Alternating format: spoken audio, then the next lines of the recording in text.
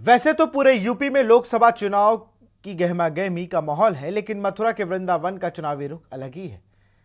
यहां एक तबका ऐसा है जिसे वादों पर भरोसा नहीं है। बता दें कि वृंदावन की विधवाएं जिनमें उम्मीद पूरी ना होने की निराशा है। इस रिपोर्ट में देखिए। चुनावी मौसम में नेता हर किसी को लुभाने की कोशिश कर रहे हैं, लेकिन उत्तर प्रदेश के वृंदावन में एक तबका अब भी गुमनामी में जी रहा है। ये हैं वृंदावन की विधवाएं। पहले इन्हें परिवार ने छोड़ दिया और अब नेता भी सुध नहीं ले रहे, क्योंकि इनमें से ज्यादातर रजिस्टर्ड वोटर नहीं है। घर बार छोड़ने के साथ इन्होंने अपनी पहचान भी छोड़ दी है। आखिरी बार वोट कब डाला था? आखिरी 8 साल के पहले से पकड़ो तो, जब से नहीं है। नहीं, जब से नहीं है।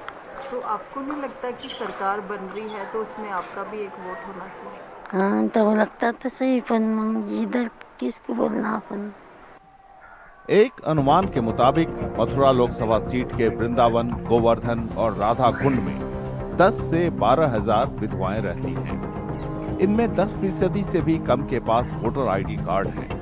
मथुरा में 26 अप्रैल को वोटिंग होगी। राजनीतिक रूप से नजरअंदाज किए जाने से ज्यादातर विधवाएं बेपरवाह हैं। उनका मानना है कि सत्ता में कोई भी आए, उनकी हालत में सुधार नहीं होगा। लेकिन कुछ महिलाओं को लोकतंत्र के सबसे बड़े त्योहार का हिस्सा न होने का मलाल है।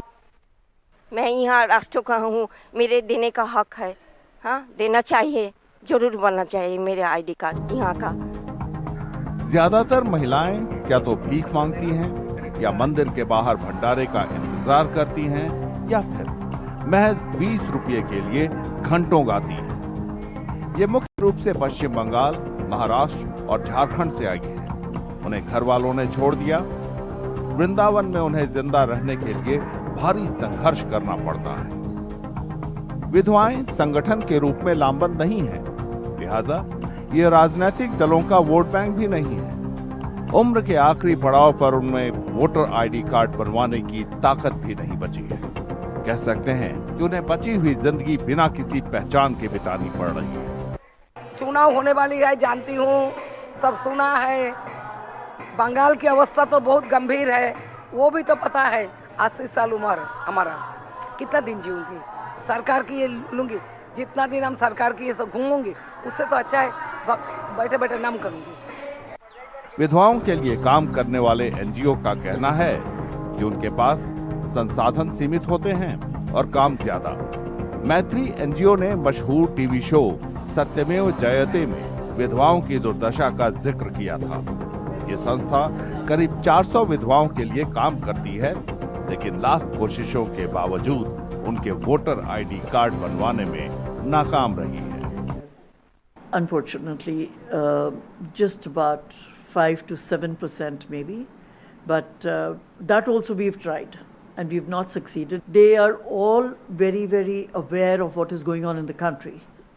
It would help if the government was to recognize that this community exists in reality and they could be provided the support that they need. निजी और सरकारी आश्रमों से बाहर कई विधवाएं तंग घरों में रहती हैं। वहां बुनियादी सुविधाएं भी नहीं होती। फिर एक दिन वहीं उनकी सांसें बंद हो जाती हैं। कईयों के सिर पर तो छत भी नहीं होती। हालात से समझौता करना उनकी मजबूरी है, जिससे बाहर निकलना आसान भी नहीं। Dignified life we provide.